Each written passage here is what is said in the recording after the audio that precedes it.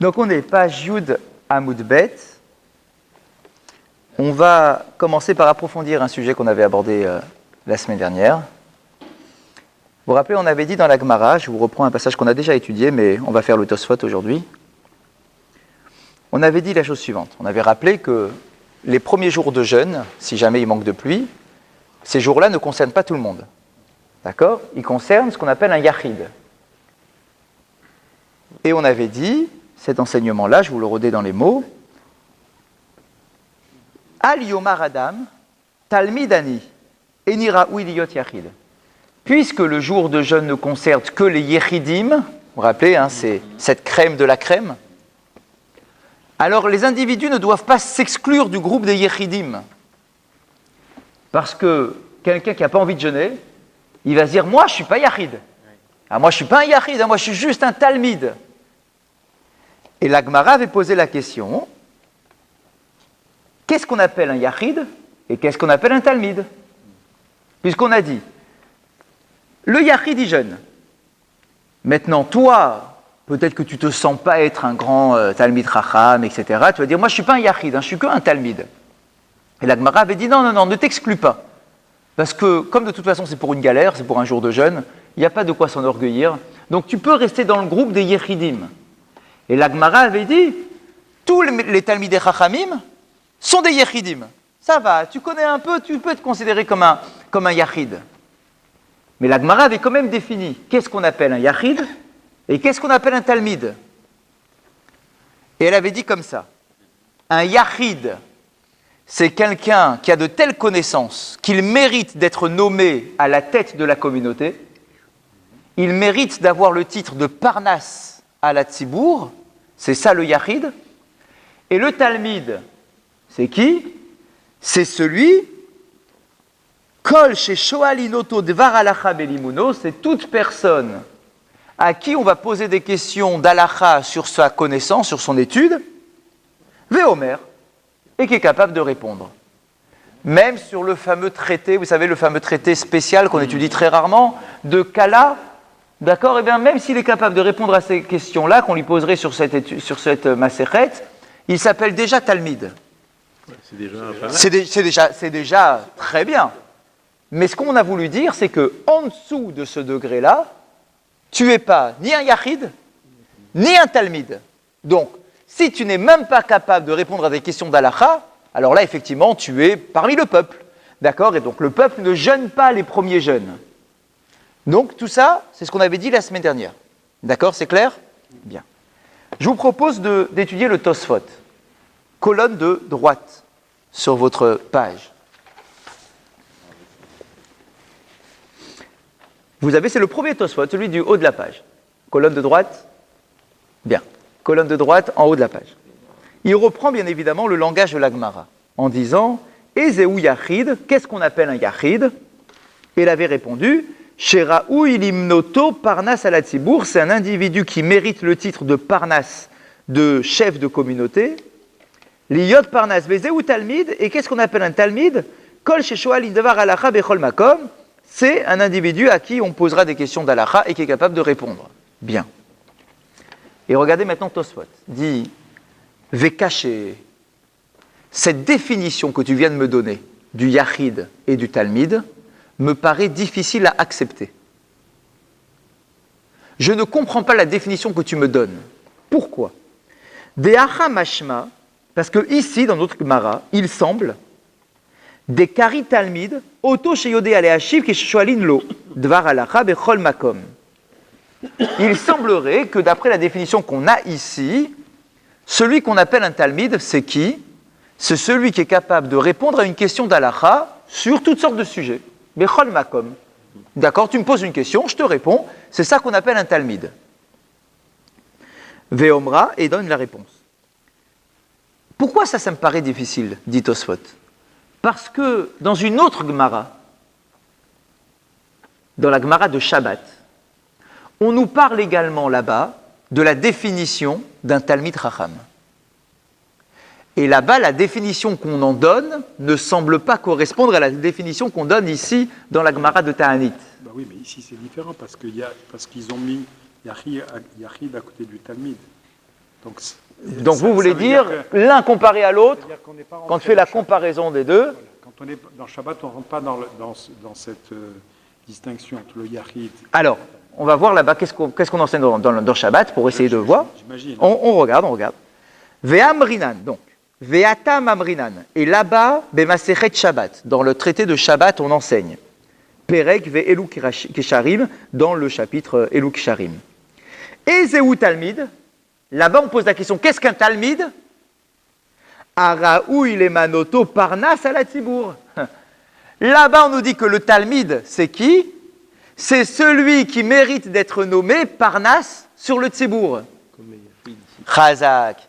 Et c'est ça que je ne comprends pas, parce que ici tu me dis que le Yachid, c'est celui qu'on nomme parnas à la tibour. Et que le Talmid, c'est celui qui est capable de répondre à des questions d'Alacha.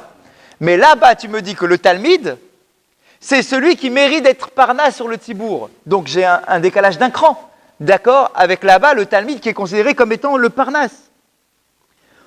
Keshe Yodea, et là-bas on nous dit, à la Tibour, et c'est quoi? Qu'est-ce qui nous fait mériter d'être nommé parnas sur la communauté? Keshe Yodea ale Hashiv, kol sheshoalin davar alacha, ve'afilu b'masechet kala. Et là-bas, et c'est pour ça que ça fait une sorte de mélange, comme ça, c'est pas clair, parce que là-bas on nous dit que le Talmid, c'est celui qui mérite d'être nommé Parnas, et qui mérite d'être nommé Parnas, là-bas on te dit, c'est celui à qui on pose des questions d'Alacha et qui répond aux questions d'Alacha, et qui est même capable de connaître la Masechet Kala. D'accord, mais a priori, cette définition-là, dans notre Gemara ici, c'est la définition du Talmid, pas du Yachid. Là-bas, on a l'impression que le Talmid, il a les deux. C'est celui qui est Parnas, et c'est quoi un Parnas? Celui qui sait répondre aux questions de Masechet Kala. Alors qu'ici, on fait un distinguo. Il y a le Yachid, qui est le Parnas, et le Talmid, qui lui est capable de répondre à des questions d'Alacha. Mais forcément, ici, quand il parle du Yachid, il est capable de répondre à toutes les questions. Ah, forcément. Donc mais là-bas, on l'appelle Talmid. Alors que ici, le Talmid, Chazak, ici, le Talmid, c'est pas le Parnas. Alors que là-bas, le Talmid, c'est le Parnas. Donc je ne comprends pas, parce qu'on a l'impression que pour être Parnas, il faut connaître les réponses d'Alacha, même sur le traité de Kala. Ça, c'est ce qu'on dit là-bas dans Shabbat. Alors que ici, il semblerait que le Yachid, il ait des connaissances qui dépassent le Talmid, et donc qui vont plus loin que celui qui sait simplement répondre à des questions d'Alacha. Peut-être que c'est un minimum de savoir répondre à la question d'Alacha. Peut-être qu'il faut au moins savoir ça maintenant. Non, pas nécessairement des connaissances. Ah, Pas nécessairement des connaissances. il y a autre chose. Voilà, c'est-à-dire que tous savent, sont Talmidei Chachamim, Oui. mais il y a ceux qui Celui sont Yachid, le Yachid, la Gemara ne va pas te donner la démission. Chazak. Là-bas, dans la Gemara, finalement, on s'aperçoit que le Yachid, il n'est pas défini. C'est le chef, il dit qui peut emmener la... Chazak. On ne dit pas c'est qui le Yachid. Comment on définit un Yachid? On ne sait pas finalement. On sait qu'il y a le Talmid qui est capable de répondre aux questions d'Alacha, même de la Masechet Kala. Mais qui est le Talmid? Qui est le Yachid? Comment on le définit, cet homme qu'on nomme sur le Parnas? Qu'est-ce qu'il a de plus, cet homme? Alors on voit. Alma Araoui les Manoto Parnas à la Tibour avec Isheyodéa les Hachiv. Donc il semblerait, là-bas dans la Gemara de Shabbat, que celui qui est capable de répondre à des questions d'Alacha, c'est lui qui mérite d'être nommé Parnas. D'accord? Ve'acha mashma. Or, ici, dans Ta'anit, il semblerait, des Oto Ilimoto Parnas avait milta charité. Alors qu'il semble ici dans notre Gemara que celui qu'on nomme Parnas, il a autre chose. Vous avez vu, hein? On ne sait pas quoi, personne ne nous le définit, peut-être un petit truc en plus pour être Parnas sur une communauté. Ce n'est pas que un Talmid Chacham. Ça doit être aussi quelqu'un qui a des compétences pour gérer une communauté, j'imagine. Donc, en tout cas, je ne sais pas comment se définit ce Yachid dans notre Gemara de Ta'anit. Mais là-bas, dans Shabbat, il semblerait qu'il suffit d'être un Talmid pour être nommé Parnas. Alors que ici, pour être nommé Parnas, il faut avoir un truc en plus. Comment deux Gemarot peuvent se contredire et sauter un cran? D'accord? Il y a un cran de définition qui nous manque. Mashma de Yachid Adif. De notre Gemara, il semble que le Yachid, il est supérieur au Talmide. On est bien clair. Alors que là-bas, il n'y a pas de distinguo qui est mis entre un Talmide et un Yachid. On ne voit pas apparaître le Yachid là-bas. Midekama besamour, lo kol harotze lasot atzmo Yachid ose. D'autant plus, ce qui vient nous montrer que le Yachid, il a un truc en plus. Parce que dans la Gemara, qu'on avait vu encore la semaine dernière, on avait dit quoi? On avait dit, attention, hein, tout le monde ne peut pas se nommer Yachid. Ça veut dire que tous les Talmidei Chachamim ne peuvent pas dire « c'est bon, je suis un Yachid ». C'est bien la preuve que le Yachid, il a quelque chose en plus, qui n'apparaît pas dans la Gemara de Shabbat. Aval harotze latzmo Talmid ose. Alors que si quelqu'un veut se dire « moi je suis un Talmid », c'est bon, tout le monde peut dire qu'il est Talmid. Alors comment tu fais pour comprendre l'objection ou la contradiction apparente en tout cas entre Ta'anit et Shabbat? Veyesh lomar, il semble qu'on puisse répondre. De yesh chiluk betalmid, de dafka keshe'arav ba el makom echad. Regardez comment on va définir le talmid. Quand un rav arrive dans un endroit, imaginez, un rav arrive. On annonce arrivée d'un rav dans une communauté, le rav arrive. El makom echad à un endroit. Vechol atalmidim etzlo, et tous ses élèves viennent avec lui parce que le rav est là. Ze shoel el harav mima shehu lomed, veze shoel mimakom acher, veoto harav yodea leashiv lechol atalmidim. Quelle est la particularité d'un rav? Il y a des élèves. Il arrive, donc il y a, on va dire, tous ces élèves qui sont là. Alors attention, c'est pas comme à l'époque, hein, c'est pas comme aujourd'hui. Les élèves, quand on dit que je suis l'élève d'un tel à l'époque, ça ne veut pas dire que tu passes ta vie avec lui. Tous les élèves des rabbanim de l'époque ne vivaient pas tous au même endroit. Ça ne marchait pas comme ça, ce n'était pas possible. En réalité, tu as un rave, tu as une grande sommité, il passe dans certaines communautés, il crée des élèves, il forme des élèves, et puis il retourne dans sa ville, dans sa communauté, les élèves continuent à faire leur parcours d'études, mais ils se considèrent comme étant l'élève du rave. Quand on dit que Rabbi Akiva avait 24 000 élèves, ils n'étaient pas tous au même endroit, les 24 000 élèves, il ne faut pas rêver. D'accord, même aujourd'hui, ça n'existe pas. Mais encore plus à l'époque, ils n'étaient pas tous collés les uns aux autres. Donc on nous dit, c'est quoi la force du rave? C'est qu'il arrive quelque part. Du coup, tous les élèves du coin, un d'une communauté, l'autre de l'autre communauté, tac, ils arrivent tous autour du rave. Parce qu'ils considèrent que c'est un rave important. Et du coup, ils en profitent pour lui poser chacun leurs questions. Un sur la Masechet de Shabbat, l'autre sur la Masechet de Ta'anit, l'autre sur la Masechet de Megillah. Enfin, chacun là où il étudie, dans le chapitre qu'il étudie. Et la grandeur du Rav, c'est qu'il est capable de répondre à chacun, bien que lui ne soit pas dans le sujet.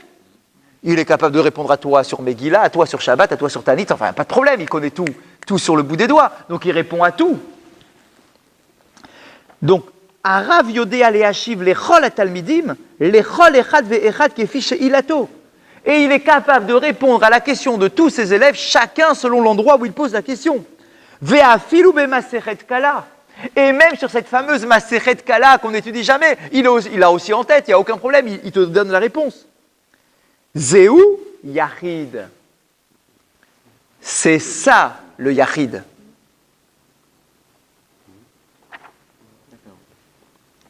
De'adif mi Talmid, qui est préférable au Talmid. Pourquoi? Parce que lui, le Talmid, il est capable de te répondre que dans le sujet dans lequel il est expert. Chazak.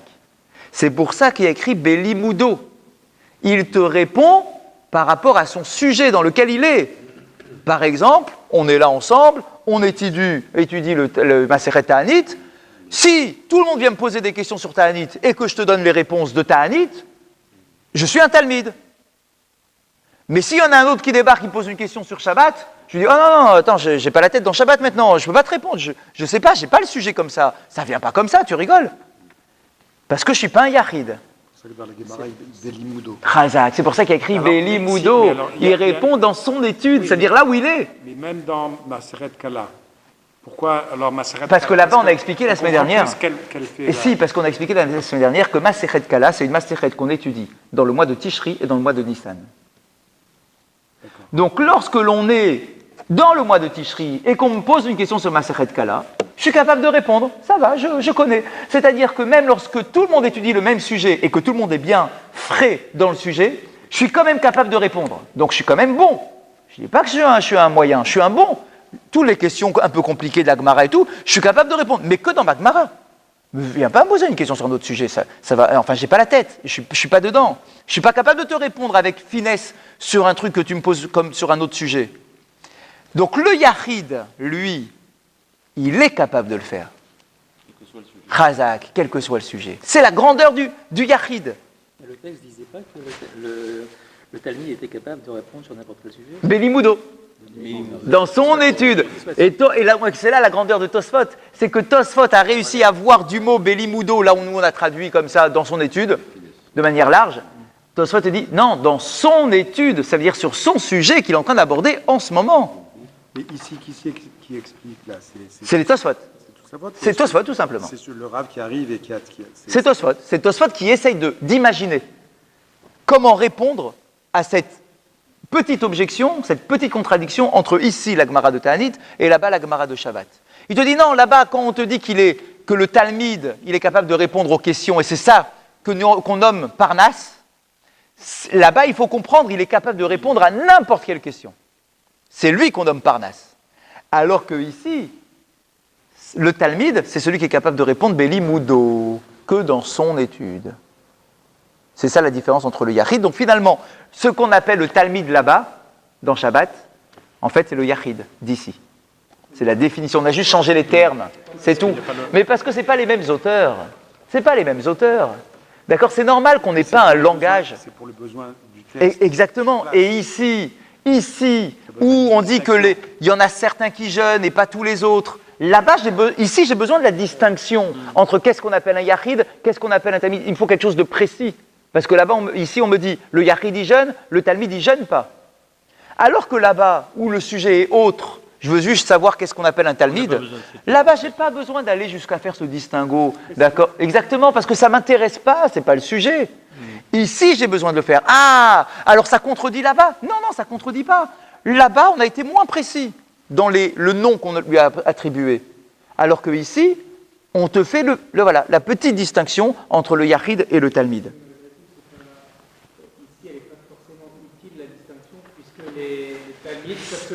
Alors, Razak, elle est quand même utile parce qu'il y avait une opinion qui te dit qu'un Talmide, il n'a pas le droit de se faire passer pour un Yachid. D'accord? Donc on a besoin de savoir qu'il y a un Talmide et qu'il y a un Yachid. Bien qu'on ait tranché que finalement, c'est pas grave, même les Talmidim peuvent se faire passer pour des Yachidim parce que c'est pour un jour de jeûne, ça n'amène pas de gloire particulière. D'accord? Mais donc, j'avais quand même besoin d'avoir une définition précise du Yachid et du Talmide. Des hadith finalid ve'acha nikra Talmid, atam eperek eluk sharim, oto vadaï raoulim noto parnas al hatzibur, aval imeno yodea le'ashiv ela b'masechet shelo, nikra gamken Talmid, ou misé maïre acha. Mais quand il n'est capable que de répondre à son propre sujet d'alacha, d'accord, alors là il s'appelle Talmid, et c'est ça qu'on appelle ici un Talmid. Donc, il y avait plusieurs Yachid à un endroit pour nommer un Parnasse. Ouais. Ah, parmi les Yechidim, comment on fait pour nommer le Parnasse? Peut-être celui qui a, voilà, une sorte de, alors, un concours, mais pas malsain, pour le bien, quoi. D'accord, celui, on va dire, qui a une harifout, vous savez, ce qu'on appelle une harifout, il est harif, il est piquant. C'est-à-dire que tu lui poses une question, tac, il te répond, tac, un autre sur un autre sujet, tac, il te répond aussi, et il est à fond dans chaque sujet. D'accord? Ça va être celui qui est le plus Yachid. D'accord? Yachid, c'est celui qui est unique. D'accord? Celui qui est le plus particulier par rapport. Oui, bien sûr. Pardon? Pas nécessairement. Pas nécessairement, parce que vous voyez ici, déjà pour être Talmide, c'est déjà un très bon niveau. D'accord? Tu n'es pas le Parnasse. Le Parnasse, alors on n'a pas trouvé de traduction en français, parce que... Comment vous traduisez le Parnasse? Parnasse, c'est la communauté, c'est quoi? Parnasse à la Tzibour. C'est celui qui, Parnasse, il est Mefarnès, c'est celui qui donne la nourriture. Alors, ce n'est pas la nourriture physique, c'est la nourriture spirituelle. Il est Mefarnès, le Tzibour. Quand on appelle... Chazak, aujourd'hui, ce mot, il a été complètement dénaturé. Parce qu'aujourd'hui, un administrateur, il s'appelle un Parnasse. D'accord? C'est devenu un titre honorifique. Tu t'occupes de la communauté, on t'appelle Parnasse. Mais on voit bien ici que le titre de Parnas, il est sacré. Rosh Hakeila, parce que si c'est Chazak. Parnas Hakeila, exactement. On n'a pas besoin de dire Rosh. Ouais, vous avez raison. Vous avez raison. Ouais, vous avez raison. D'accord, donc on a bien compris que Parnas, c'est un titre exceptionnel. Enfin, c'est les Talmidei Chachamim, parmi les Talmidei Chachamim, qui ont le titre de Parnas, quoi. Pas Monsieur Tout le Monde. Ok, d'accord, donc joli Tosfot, hein, avec cette petite contradiction d'un côté et de l'autre. On ne comprend pas qui c'est qui jeûne finalement. Donc finalement, on a tranché. Le Yachid, il jeûne, c'est clair. Le Talmide, il doit se considérer comme étant un Yachid au sujet du jeûne. D'accord. Pas pour avoir la gloire pour s'asseoir sur la meilleure chaise de la synagogue. Mais au niveau du jeûne, tu peux considérer que tu es un Yachid, parce qu'on a aussi besoin de ta tfila. D'accord, ça peut faire penser la balance du bon côté. Vas-y, rajoute-toi. Mais en dessous de Talmide, tu jeûnes pas. Donc tu peux avoir des connaissances. Vous voyez, hein? Alors pourquoi est-ce que la Gemara commence Al Yomar Adam et Talmid Ani? Al Yomar Adam, Talmid Ani et Niraoui Liot Yachid. Donc c'était le cours de la dernière fois. On avait dit qu'un homme ne se dise pas, moi je ne suis que un Talmid, donc je ne suis pas concerné par le jeûne. Je ne suis pas un Yachid. La Gemara te dit non, ne t'exclus pas du groupe des Yechidim à propos des jeunes. Reste dans le groupe, considère-toi comme un Yachid et jeûne avec eux. Mais quand tu es un Talmide, pas moins qu'un Talmide, donc si c'est juste quelqu'un qui a des connaissances, qui étudie un petit peu, mais qui n'est pas capable de te donner des réponses à tes questions d'halakha sur le sujet, il n'est même pas Talmide celui-là. Celui-là, c'est sûr qu'il ne jeûne pas. Celui-là, il ne peut pas se considérer comme un Talmide. Si tu n'es pas Talmide, tu n'es pas Talmide, donc tu es encore moins Yachid, et donc tu jeûnes pas. Bien. Une fois qu'on a fait cette précision, on reprend notre Gemara. On est au... Vous avez fait la Masechet Kala? Non. on est dans la Gemara. Excusez-moi d'avoir... Oui, c'est ça, vous me faites honte. On est dans la Masechet. On est dans la Masechet, au tiers de la page. C'est une Masechet qu'on trouve dans Avodazara, dans les traités. Oui, exactement. C'est une petite Masechet. Ça fait partie des petites Masechot qu'on a dans Avodazara. Même s'il est... Il est capable de faire que ça, c'est déjà bien. Montré sur exactement. On y va. Tanour Rabanan, vous l'avez? Si vous vous souvenez, la semaine dernière, on était resté sur une question. Donc on est au tiers de la page à peu près. Tavresh.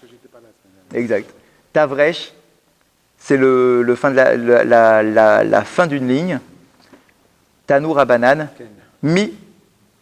Le dernier mot, c'est mi de la ligne. D'accord. Ok. Vous l'avez, c'est bon? Ok. On avait dit la chose suivante.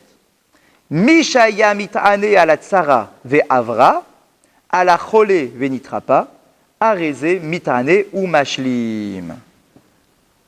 On avait dit, quelqu'un qui s'engage à jeûner à cause d'un malheur, et que le malheur est passé, la question qu'on avait posée, c'est est-ce qu'il doit continuer son jeûne ou pas? Et la Gemara répond, oui, il continue son jeûne. Et on avait vu Rashi, qui était génial sur le sujet, il a dit pourquoi? Pourquoi tu continues? Si Baruch Hashem, j'ai prié pour la pluie et il y a de la pluie. Pourquoi tu veux que je continue ma journée de jeûne? Ça va, Baruch Hashem, j'ai été écouté, j'ai été exaucé, c'est terminé. Rashi nous a dit, parce que c'est considéré comme un éder. Ta parole est un éder, tu ne peux pas arrêter un éder en plein milieu. Tu t'es engagé à faire un jour de jeûne, tu fais un jour de jeûne, tu finis ta journée de jeûne, même s'il pleut entre-temps. La Gemara avait rajouté, si tu pries pour un malade et qu'il guérit, tu continues aussi ton jour de jeûne. Et Rashi a dit, et si tu jeûnes pour un malade et qu'il meurt, tu continues quand même ton jeûne. Là, on aurait pu se dire, bah ça va, il est mort, c'est fini, maintenant je peux lui redonner manger, j'ai plus rien à... Mon jeûne n'aura plus aucune incidence. Rashi nous dit, non, tu continues ton jour de jeûne parce que c'est comme un éder. Donc le néder, c'est un éder. De toute façon, quoi qu'il arrive, ça reste un éder. Ok. Et donc, on avait posé la question par rapport à David Améler. David Améler a eu un enfant avec Bathsheba. Ce premier enfant, avant Shlomo Améler, il est mort. Le jour où il était sur le point de mourir, David Améler avait pris sur lui le deuil, enfin, pas le deuil parce qu'il n'était pas mort, mais il avait pris sur lui un jour de jeûne. D'accord? Donc il s'est assis par terre et il jeûnait. À l'instant où son fils est mort, il s'est levé et il a été mangé.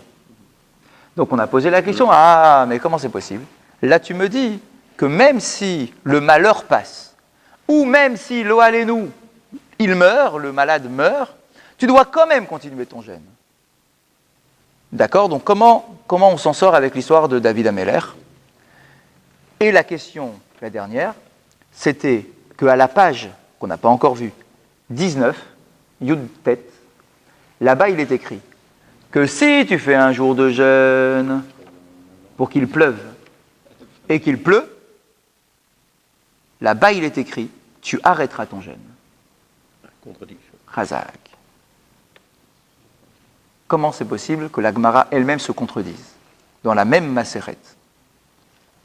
Alors qu'est-ce qu'on a comme interprétation sur le sujet?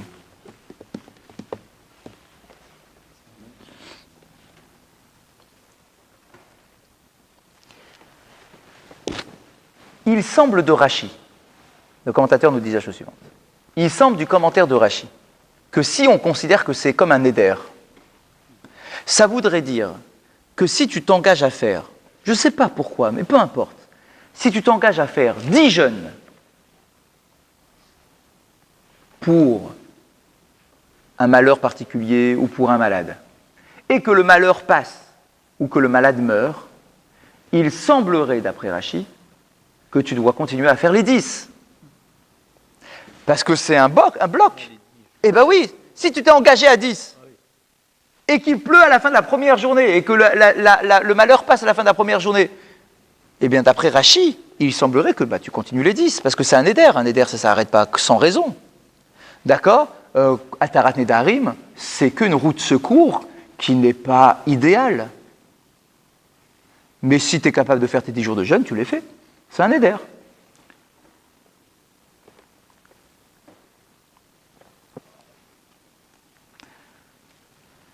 Alors l'histoire de David,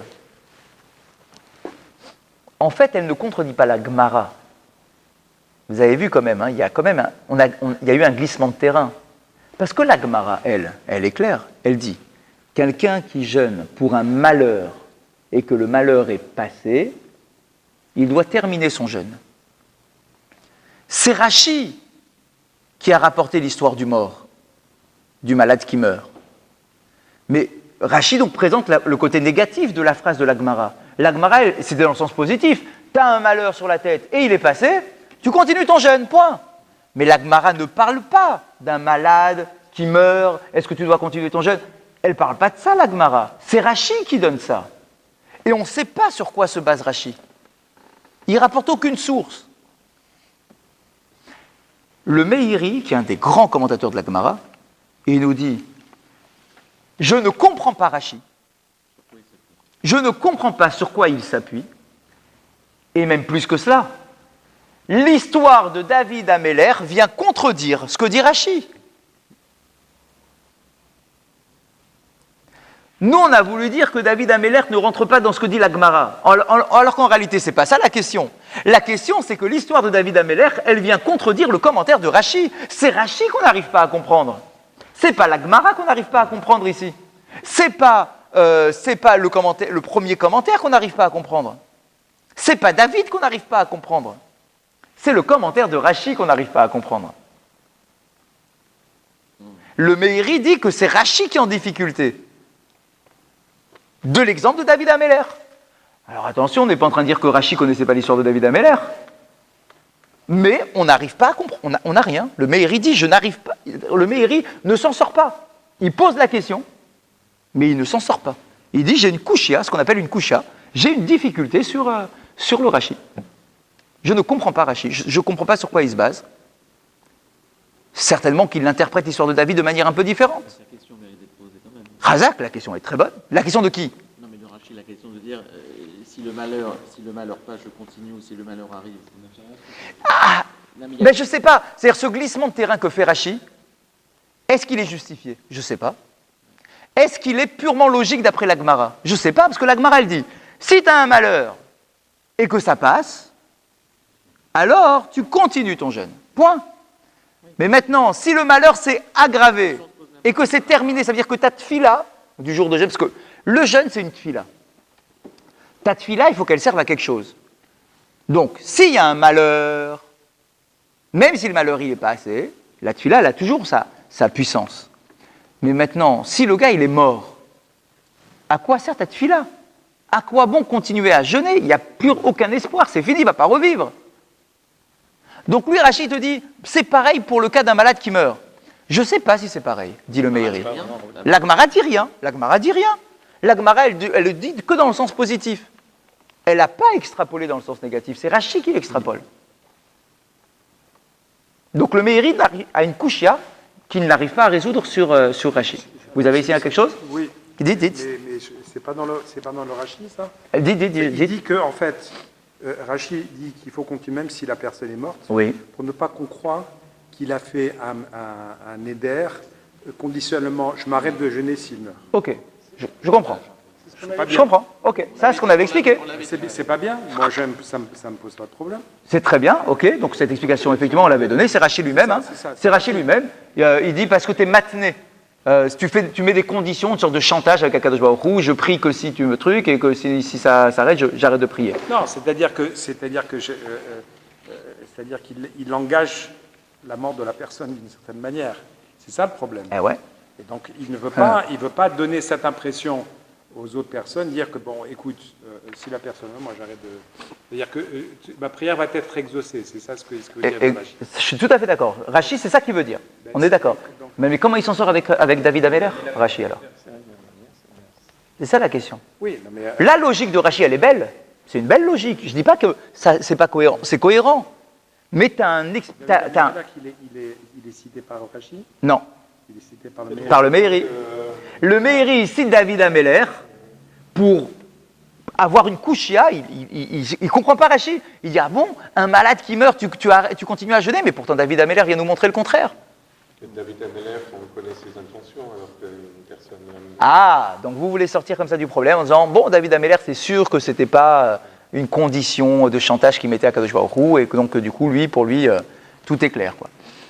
Peut-être, le Meiri, il n'a pas proposé ça, quoi. Il ne propose pas de réponse, il ne sait pas. Il ne sait pas. Ouais, c'est intéressant. Malheur qui disparaît. Non, la Gemara ici, vous avez vu, elle ne parle pas de pluie. Elle dit, quelqu'un qui jeûne pour un tsara, sur un malheur qui passe, c'est bon. Il continue à jeûner. Qui passe dans le bon sens, bien sûr. Il continue à jeûner. Et c'est seulement à la page 19 que là-bas on nous dit, quelqu'un jeûne pour la pluie et il pleut, ils arrêtent de jeûner.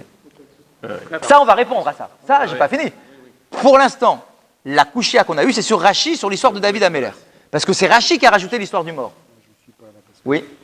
Tanoura Banan, Ouais. Shehaya mit'ane al atzara be'avra, Oui. et al acholé Vénitrapa.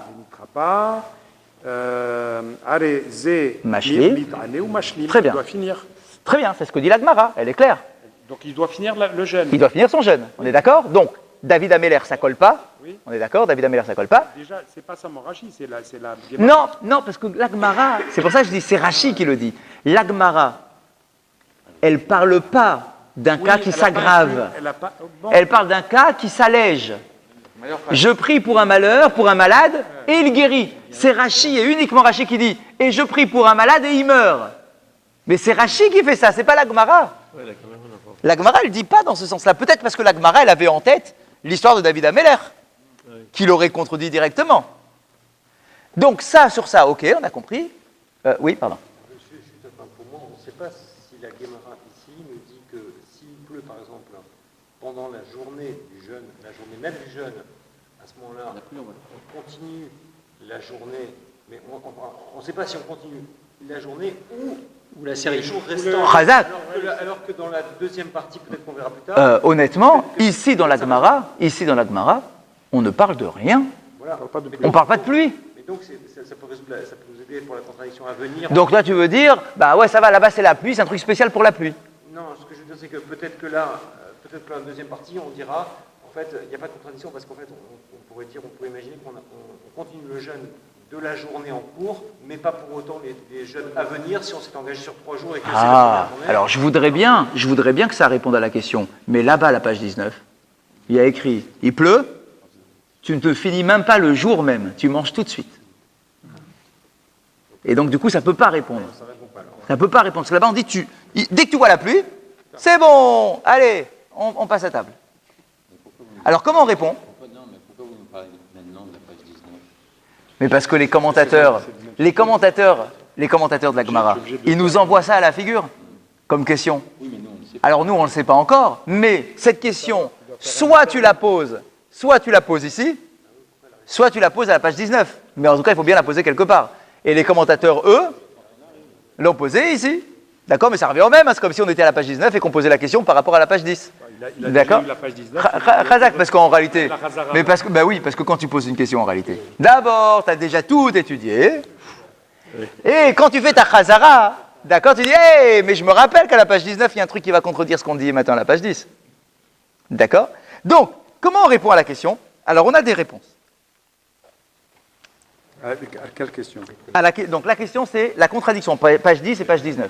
Là-bas, il y a écrit, tu pries pour la pluie et il pleut, tu manges. Alors que c'est un éder aussi. Alors que Khazak, ça devrait être comme un éder, c'est pareil. Ok. Qu'est-ce qu'on a comme réponse? La première réponse, celle du Mordéchi. Le Mordéchi, il dit, eh bien, en réalité, tout dépend à quelle heure il pleut.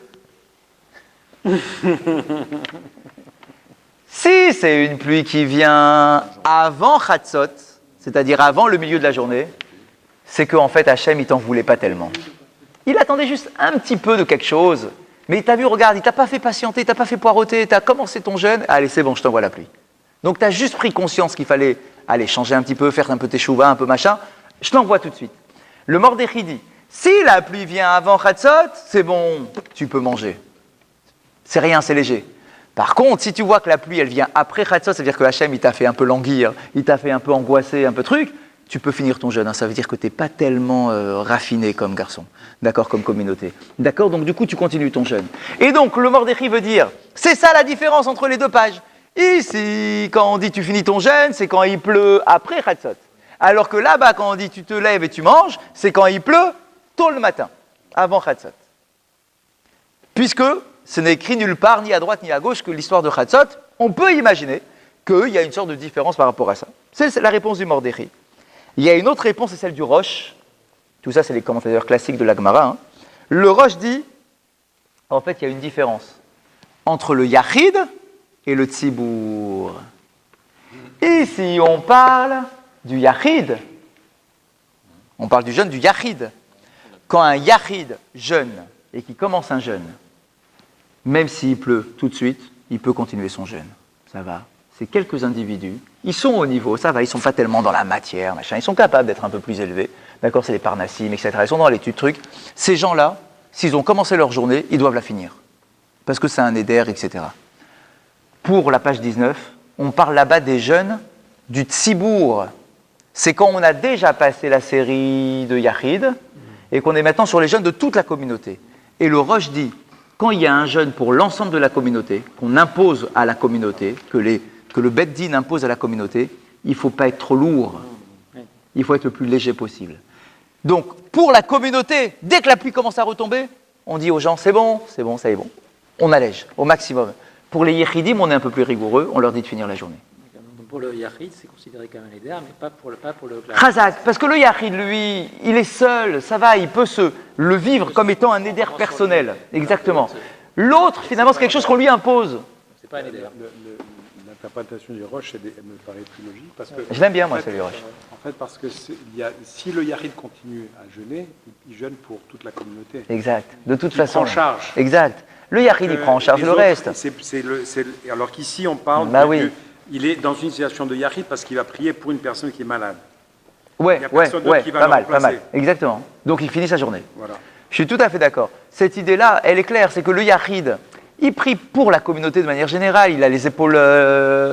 voilà, il est capable de prendre sur lui cette charge.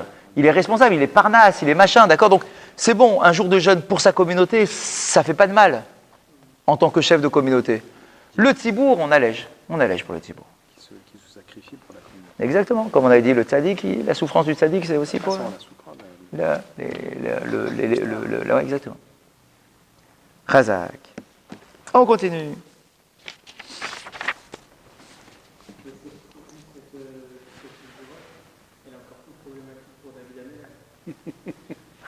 Razak. En réalité, non, que d'après Rashi. Que d'après Rashi, pas d'après le Roche. Le Roche, il n'a pas pris cette explication de Rashi.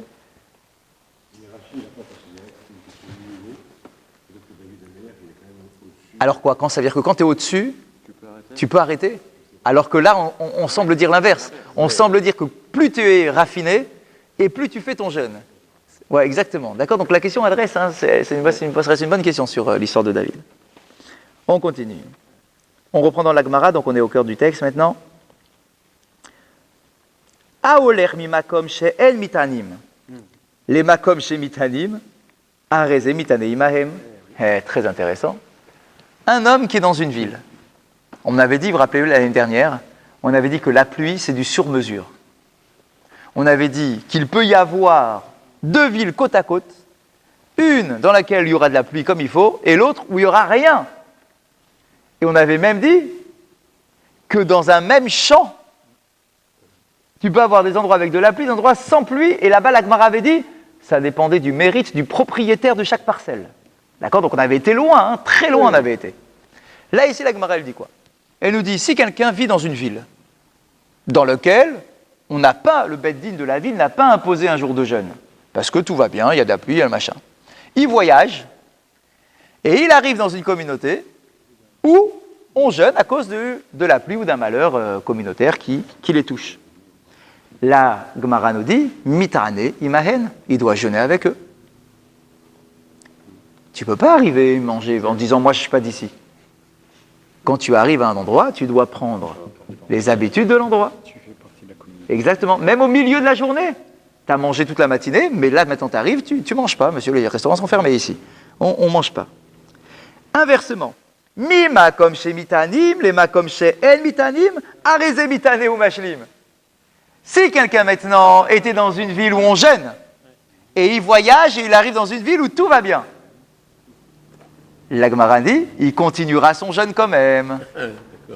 Ah, mais là-bas, il n'y a pas de malheur, là-bas on jeûne. Oui, d'accord, mais tu viens d'un endroit où il y a un malheur quand même. Quoi. Tu te détaches pas du tzibour. Oui, non, mais parce qu'il s'était engagé à jeûner pour sa communauté, donc ça ne change rien. Eh bien, regardez Rashi. Regardez Rashi.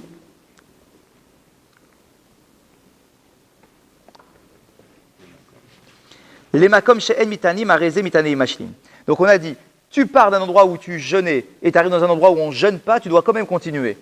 On nous dit, kol ata'aniyot. Écoutez bien, hein. Toute la série de jeûnes qui a été imposée dans l'endroit où tu étais, tu devras la respecter là où tu arrives. Donc c'est pas simplement le jour même, tu es arrivé un jour, allez tu finis ton jeûne, tu as commencé, tu finis ton jeûne. Si on a imposé, le Beth Din a imposé 3 lundis, jeudi, là, eh bien, tu devras faire les 3 lundis ou jeudi. Même si tu ne vas pas retourner chez toi. Même si tu restes là où tu es. Dans un endroit où ils ne jeûneront pas ces jours-là. Tu dois continuer à les faire. Chez Kiblou Alehen Bene Hiro, que donc sa ville a accepté, donc, et lui il faisait partie de la ville au moment où ils l'ont accepté, comme un éder, vous avez tout à fait raison. Des notnim alav chumre amakom sheyatsa misham. C'est une expression célèbre. On nous dit, tu dois garder les chumrot de l'endroit duquel tu es parti. C'est pour ça qu'on fait 2 jours de fête quand on va en Israël. Ça vient de là, bien sûr. Bien sûr que oui. Il faut bien que ça sorte de quelque chose. Mais oui, bien sûr, ça vient de là. Bien sûr que ça vient de là. Tu dois garder les chumrot de l'endroit dans lequel tu débarques, bien sûr. Et celui, on disait, par rapport au Barech Aleinu, qu'en Israël, ils font des... Ah, Barech Aleinu, il y a la route spéciale. La similitude, celui qui vient en France. Il continue Barech Aleinu. Il continue Barech Aleinu. Ouais. Et c'est pour ça qu'on dit qu'il faut éviter de le nommer Chazan. Si c'est de là qu'on dit... Parce qu'en tant que Chazan... Eh bien, il sera embêté en tant que Chazan. Parce que si c'est mon Chazan, imagine, j'ai un Israélien, tiens, ça me fait plaisir, vas-y, je te fais Chazan. Mais le problème, c'est quoi? C'est que lui, dans sa répétition, il est obligé de faire comme nous, parce que c'est la répétition, mais ce n'est pas le texte qu'il a fait dans sa Amida à voix basse. D'accord? Donc on évite dans cette période-là, tant qu'on aussi on n'est pas passé, on évite de demander à un Israélien de faire le Chazan. Tout à l'heure, vous avez dit qu'un jeûne, c'est une prière, en fait. Oui, bien sûr que oui. Et quand la personne va dans une autre communauté, donc elle est censée jeûner, elle arrive dans une autre communauté... Elle va finir son jeûne. Elle va finir son jeûne, mais elle ne peut pas prier. Elle ne peut pas sortir... Si, parce que le... Razak. C'est vrai que les jeunes en question, s'il y a Minyan, alors ils sortent le Sefer Torah. comme un jour de jeûne. Mais ils lisent Vaïchal Moshe et tout, hein.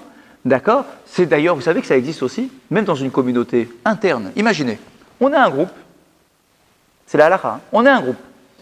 Et il y a un petit groupe dans la communauté, ils ont un petit truc, peut-être une épreuve familiale, ou peu importe, d'accord? Un petit groupe de 10, ils ont décidé de jeûner. D'accord? Eh bien, sachez que ces gens-là, ils devront lire la paracha s'ils sont minyanes, ils devront sortir le Sefer Torah et lire dans la paracha. Donc, mais ça, il faut être... Mais bien évidemment que si on est minyan, etc., et que ça soit intégré de manière comme il se doit, quoi, dans la communauté. D'accord? Mais donc ça veut dire qu'il pourrait avoir un petit minyan séparé, quoi. Ces 10-là, tac, ils peuvent se faire un petit minyan séparé. C'est quelque chose qui existe. Une question qui est un petit peu... En Israël, les 2 jours, la Shemitah, est-ce qu'on base les 2 jours ou un jour sur les endroits où on fait la Shemitah, enfin ce qu'on considère comme Eretz Israël, Kedushat Eretz Israël, ou pas? Ou on ne pose pas la question? Je ne crois pas que c'est lié. Je ne crois pas. Mais je comprends votre question, parce qu'on sait que pour la Shemitah, il y a des lieux qui ne sont pas concernés par la Torah d'après la Shemitah. Il y a plusieurs endroits qui ne sont pas considérés, vous avez raison. Sont toujours pas considérés comme vous avez raison. des endroits Ashkelon. Ouais, Eilat. Oui, exactement. Ouais, d'après la Torah. D'après la Torah. Parce que Eilat n'a jamais fait partie des frontières d'Israël. C'est pas d'après la Torah. Ah si, d'après la Torah, bien sûr. Les Chachamim, ils l'ont intégré. Oui, c'est les Chachamim, parce qu'ils ont pris des Goulim depuis le deuxième... Exactement, le retour après. Exactement. Exact. Mais maintenant que ça a changé, ça pourrait changer. D'accord, donc c'est tout un sujet, ça. Hein. Tout un sujet pour savoir quelles sont les définitions. Les définitions des frontières, c'est très intéressant. Est-ce que les frontières modernes, qui seraient plus larges que les frontières de la Torah... Et plusieurs rabbins disent qu'il faut... Bien sûr. Il faut complètement changer, puis il y a des endroits... Bien sûr que la Kedusha, elle dépend de notre présence. T'imagines? D'accord, bon, c'est un sujet. Parce que ça ne faisait pas partie des frontières d'origine d'Eretz Israël. Mais bon, c'est un sujet. Donc on nous dit quoi ici? Si tu arrives dans un endroit où ils ne jeûnent pas, toi tu devras continuer tes jours de jeûne parce que tu dois garder les khumrot que tu as gardés. On continue.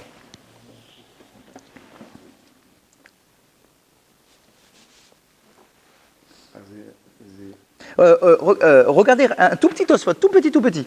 C'est le deuxième Tosfot, à droite. On retourne à la colonne de droite. Aoler, donc on a dit, quelqu'un qui part d'un endroit où on jeûne, il arrive dans un endroit où on ne jeûne pas, il doit continuer son jour de jeûne. Tosfot, il te rajoute quelque chose. Loshna, la médecine, c'est Loshna. Loshna, dato larzor. Loshna, en dato larzor. Ho'il vekibel alav ata'anit. Petite précision, mais qui a tout son intérêt. On dit, attends, je continue les jours de jeûne. Parce que j'ai l'intention de retourner chez moi. Mais si maintenant j'ai déménagé, j'ai fini, j'ai plus aucun lien avec cette ville-là. Maintenant je suis ici. Tosfot, il nous dit, ça ne change rien. Que tu aies l'intention de retourner chez toi ou que tu aies l'intention de rester ici pour tout le jour, ça ne changera rien, tu devras continuer ton cycle de jeûne. D'accord? Donc ce n'est pas simplement par rapport au da'at, d'accord, parce que j'avais une kavana de retourner chez moi. Peu importe que tu retournes chez toi. Tu dois finir le neder que tu as pris. La médecine, c'est quoi déjà? L'oshna, il n'y a pas de différence. L'oshna ve l'oshna. Pas de différence que tu aies l'intention de retourner chez toi, pas de différence que tu aies l'intention de rester ici. Ok. On continue un peu la Gemara.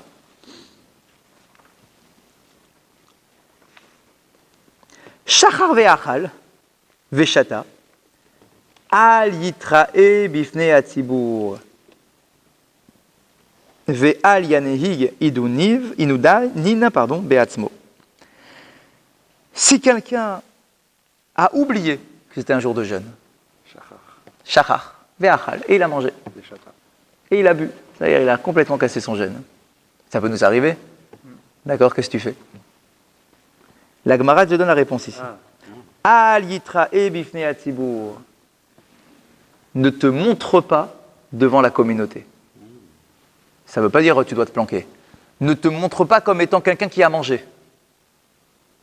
Ne commence pas à arriver devant tout le monde en disant « Ah, je me sens bien, d'accord, plein de couleurs, plein de tout, d'accord ?» Non, sois un peu discret, quoi. Et tu poursuis ton jeûne, bien évidemment. Tu poursuis ton jeûne, Et ne commence pas à te dire, ah, moi je suis en pleine forme et tout. C'est bon, fais comme si. Fais comme si, aux yeux du public. Fais comme si, pour ne... Vous savez, pourquoi on dit ça? Quoi, c'est de l'hypocrisie, machin, je fais semblant de trucs. Non, c'est pas ça. C'est pour ne pas alléger aux yeux du public, de ne pas alléger l'importance du jeûne. Parce que si on commence à dire, ah tiens, finalement, tu vois, lui, il a oublié, c'est pas grave, pourtant c'est quelqu'un de bien, et il a oublié, ça va, alors du coup, on peut oublier, c'est pas très grave. D'accord? Non, ne commence pas à le dire à tout le monde et à faire comme si tout allait bien. Fais comme si tu continuais comme si tu jeûnais toujours. Et il nous dit, Ve'al, où est-ce que j'ai? Ve'al yan, bien sûr, il continue à jeûner. Ve'al yanhi gidunin be'atzmo. Et n'en profite pas, c'est ça qu'il veut dire, et n'en profite pas pour te goinfrer, en te disant, bah ça, de toute façon, je l'ai cassé. D'accord? Je l'ai cassé, tant qu'à faire, autant manger des frites. Non, ne va pas jusque-là. Fais comme, voilà, continue ton jour de jeûne. Chez Nehemar, et vous savez quoi, il y a un verset qui nous montre ça. Que lorsque tu manges, quand personne ne mange, ne te la ramène pas. Il y a un verset dans la Torah. Et le voilà le verset. Chez Nehemar, Vayomer Yaakov levanav, lama titraou. Amar lahem Yaakov levanav. Al tiru atzmechem kesheatem severim, lo bifne Esav, velo bifne Ishmael, kede shelo yitkaneu bachem. C'est très sympa. Quand Yaakov envoyait ses enfants pour chercher de la nourriture en Égypte, au moment de la famine, et qui sont revenus avec la nourriture, etc. Yaakov dit à ses enfants, Lama titraou. Traduction, pourquoi vous vous montrez? Commentaire du verset, ne montrez pas que vous êtes rassasiés alors que tout le monde autour de vous est affamé. Ne le montrez pas. Ça va, nous on a de la nourriture, Baruch Hashem, on a fait le truc, on a de la nourriture. Mais ne montrez pas que vous en avez. Ne montrez pas que vous êtes rassasiés. Exactement. Ne montrez pas. Et la Gemara précise, ne le montrez pas ni aux descendants de Esav, ni aux descendants de Ishmaël. Pourquoi? Pour ne pas attiser la haine et la jalousie à votre encontre. Et les commentateurs disent, pourquoi on précise aux enfants de Esav, aux enfants de Ishmaël? Il y a d'autres peuples aussi. Quoi, les autres peuples, c'est pas grave, tu as le droit devant les autres de montrer? Non, les commentaires disent, c'est d'Afka eux. Parce que la haine entre frères est pire que la haine qu'une autre nation peut avoir contre toi. Quand c'est ton frère qui te voit, et qui voit que toi tu manges et que lui il est mort de faim, la jalousie que ça va faire naître est beaucoup plus forte, parce que comme frère, en tant que frère, il va se dire, pourquoi c'est lui et pas moi? Je le déteste. Alors que quand c'est une autre nation qui n'a aucun rapport avec toi, bon, il dit, bon, lui il a de la chance, il a de la nourriture. Mais il n'a pas cette proximité du frère. La haine entre frères, la jalousie entre frères est beaucoup plus forte qu'avec des étrangers. Parce qu'il se met à ta place, plus facilement. Et il ne comprend pas pourquoi lui, il n'a pas ce que toi tu as.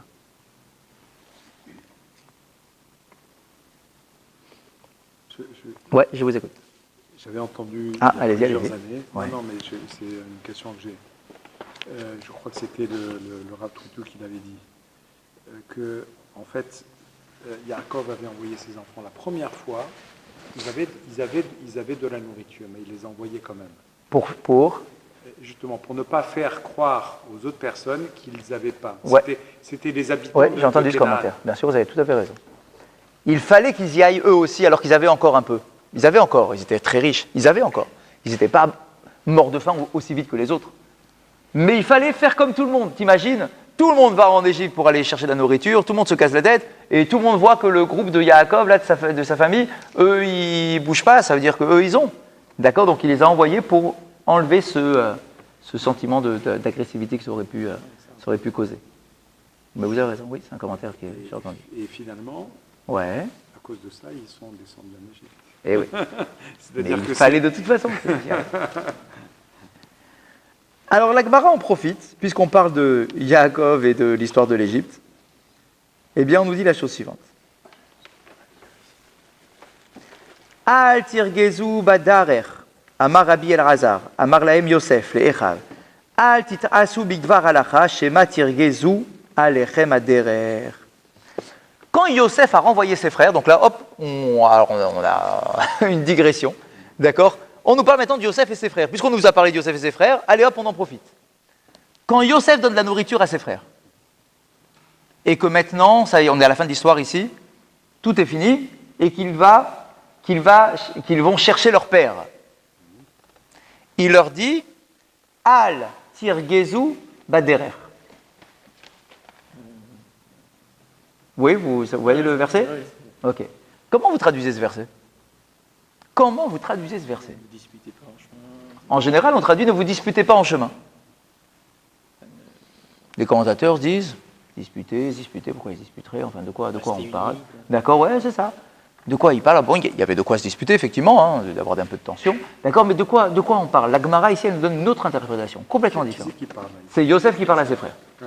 Al tirgezu badarer. D'accord, ne vous disputez pas, chamaillez pas en chemin. La Gemara dit, voilà ce qu'il a voulu leur dire. Al tit'aseku bidvar halacha. Ne parlez pas d'Alacha en chemin. Ne parlez pas d'Alacha en chemin. Pourquoi? Shema tirgezu alechem aderer. De peur que vous vous perdiez en chemin. Comment vous comprenez? Vous avez été tellement plongé dans la discussion que je n'ai pas fait attention. Discussion d'Alacha, ça peut t'entraîner à discuter, à truc, là, tu risques de te perdre. Donc Yosef leur dit, oh, commencez pas à avoir des discussions de Torah poussées, machin, de commentaires et tout. Non, vous risquez de vous perdre en chemin. Or là, il ne faut pas perdre de temps, il faut tout de suite aller dire à notre père que je suis encore vivant et le ramener ici en Égypte avec vous. Donc il leur dit, ne parlez pas d'Alacha en chemin. La Gemara sur ça dit, Ini, quoi, c'est vraiment le conseil que donne Yosef à ses frères? Vea amar Rabbi Alai bar Berachia, shne talmidei chachamim, shemahalechim baderer, ve'en benehem divrei Torah, reuyin leisaref. Quoi, Yosef, il peut vraiment donner ce conseil à tous ses frères de marcher comme ça pendant des jours sans parler de Torah? Pourtant, il y a un autre enseignement qui nous dit que deux talmidei chachamim qui marchent en chemin et qui ne parlent pas de Torah méritent la mort. Comment c'est possible? Tu marches avec un talmid chacham et tu ne parles pas de Torah? On peut parler de Torah sans forcément avoir des marloquettes entre nous. Mais là, ici, il ne parlait pas de marloquette, il dit, t'as pas le droit, il dit, ne parlez pas d'Alacha. Ah, alors est-ce qu'il y a vraiment un truc spécial sur la Halacha, alors qu'ici, on dirait parole de Torah, d'accord, de...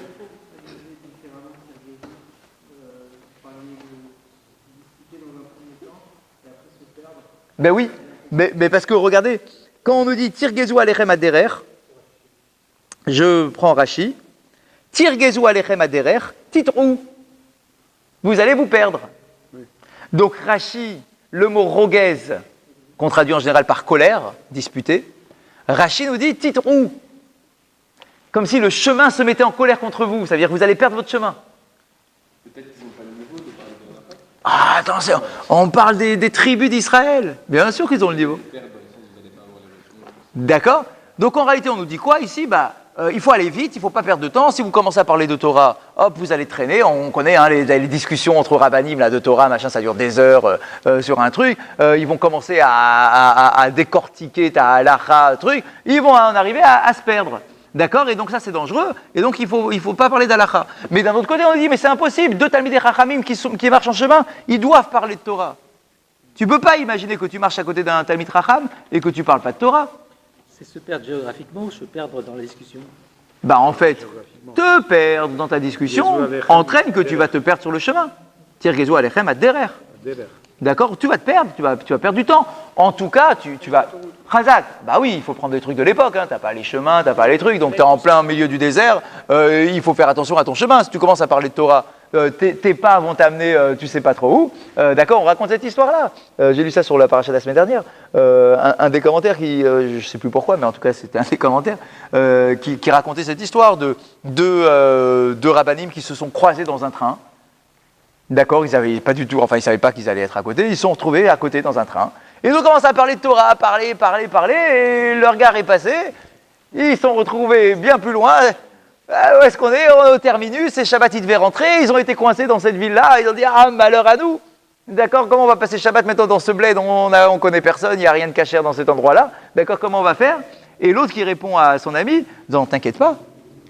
Si on s'est retrouvés là, c'est pas par hasard. C'est qu'il y a une raison. Et donc on va passer Shabbat ici.